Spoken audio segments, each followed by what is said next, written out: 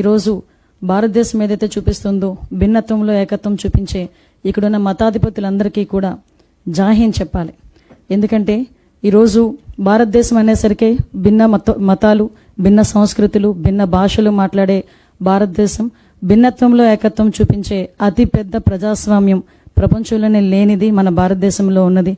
అదే ఈరోజు మన స్ట్రెంగ్త్, అదే ఈరోజు మన బలగం అనుకోవాలి. అటువంటి ఈ భారతదేశంలో సుమారుగా 1947 నుంచి కూడా చూసుకుంటే పాకిస్తాన్ మీద మనం యుద్ధాలు, పాకిస్తాన్తో కలిపి యుద్ధాలు చేసుకుంటూనే ఉన్నాం.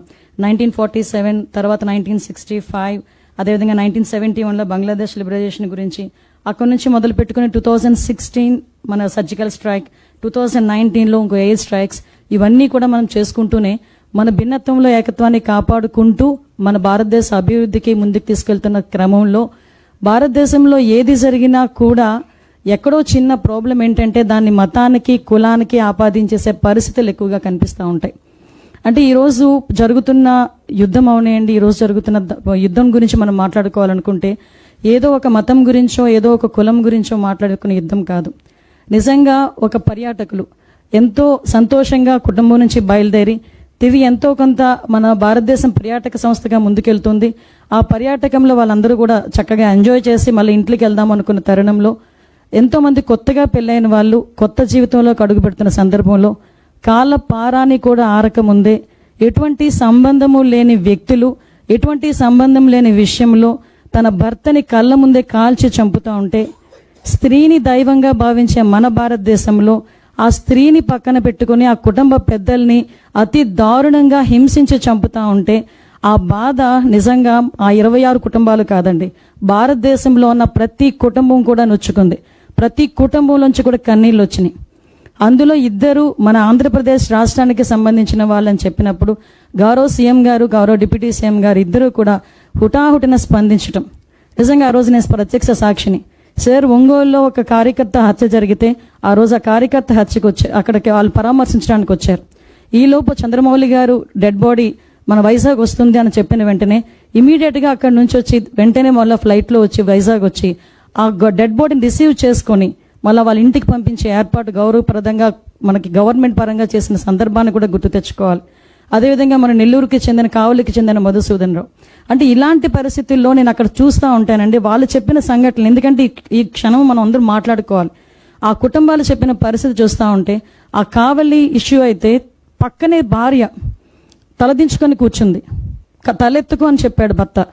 ఈలోపు తలెత్తేసరికి అమ్మాయి ఎప్పుడు తలెత్తిందంటే ఆ భర్త తాలూకా రక్తం తడితో తడిచిన తర్వాత అమ్మాయి తలెత్తి చూసింది.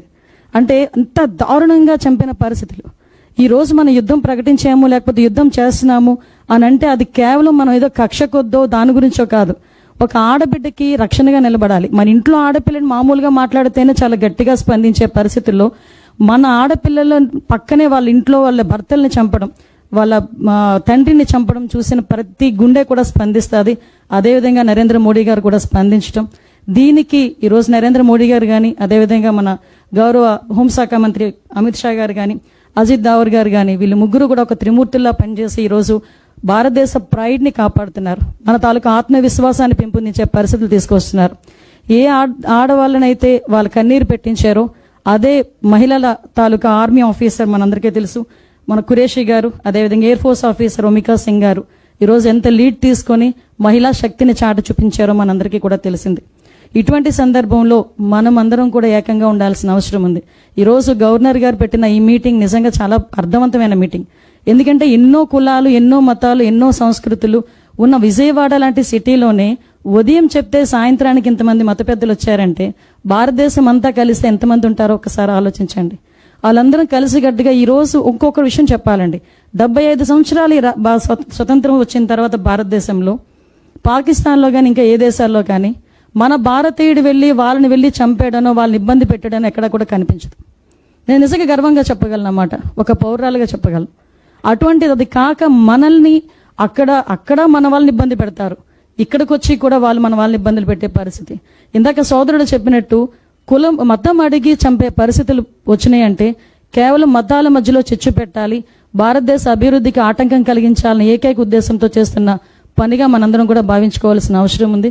ఇప్పుడు ఒకటే ఇందాకే మా చీఫ్ సెక్రటరీ గారు కానీ, మా డీజీపీ గారు కానీ క్లియర్ గా చెప్పారు, ఏదైతే యుద్ధ వాతావరణం వచ్చినా ఇక్కడ మాక్ డ్రిల్స్ నిర్వహించడం కానీ, మొన్న 7th మాక్ డ్రిల్స్ నిర్వహించడం కానీ, అదేవిధంగా ప్రజలందరూ కూడా ఎటువంటి ఇబ్బందులు పడకుండా చూసుకునే బాధ్యత కానీ గౌరవ గవర్నర్ గారు, అదేవిధంగా గౌరవ సీఎం గారు కూడా ఈరోజు తీసుకోవటం, మనందరం కూడా ఈరోజు జవాన్లకి సపోర్టివ్గా నిల్చోవలసిన బాధ్యత ఉంది.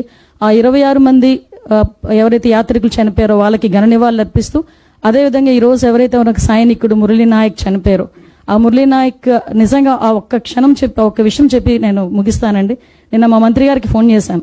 ఏంటమ్మా ఎంతమంది పిల్లలంట కుటుంబానికి అంటే, ఒకే ఒక్కడు 23 సంవత్సరాలు, ఇంకా ఆడపిల్లలు కూడా లేరు. ఒకే ఒక్కడిని తీసుకెళ్లి సైన్యంలో చేర్చిందా ఆవిడ అని అడిగాను. వాడు నేను చేరిస్తే సైన్యంలోనే చేరతాను, నేను సైన్యంలోనే చనిపోతాను ఫస్ట్ నుంచి మాట్లాడేవాడటమ్మా అని ఆ మంత్రి కూడా, నాకు సవితమ్మ మంత్రి కూడా చెప్పడం జరిగింది. అంటే ఎంతమంది దేశభక్తులు ఉన్నారో ఈరోజు మనందరం కూడా చూడొచ్చు.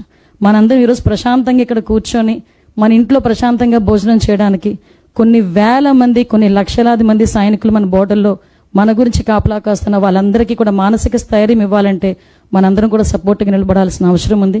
దానికి మీరందరూ ముందుంటారని మనస్ఫూర్తిగా కోరుకుంటూ, ఇప్పుడే ఒక మంచి వార్త కూడా విన్నాం. ఇప్పుడే ఈ కాల్పులు కూడా విరమణ జరిగినట్టుగా అనిపించింది. సో అది కూడా మంచి జరగాలని మనస్ఫూర్తిగా కోరుకుంటున్నాను. జై హింద్.